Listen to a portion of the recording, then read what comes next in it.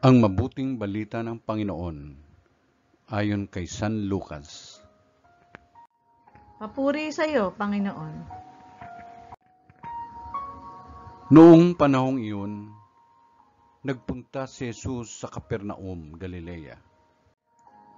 Nagturo siya sa mga tao ng araw ng pamamahinga at nagtaka sila sa kanyang pagtuturo sapagkat may kapangyarihan kung siya'y magsalita.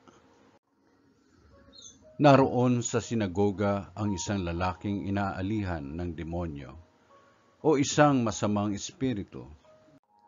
Sumigaw siya ng malakas, "Ano ang pakialam mo sa amin, Jesus na taga Nazaret? Naparito ka ba upang puksain kami? Alam ko kung sino ka.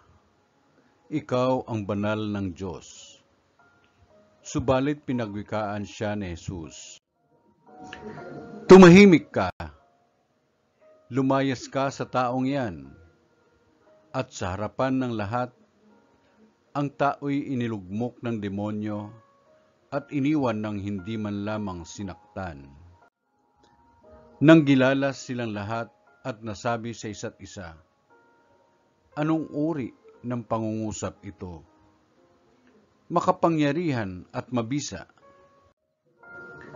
Pinalalayas niya ang masasamang espiritu at sumusunod naman sila."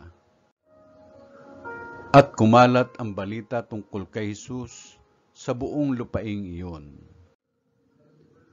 Ang mabuting balita ng Panginoon. Pinupuri ka namin, Panginoong Jesucristo.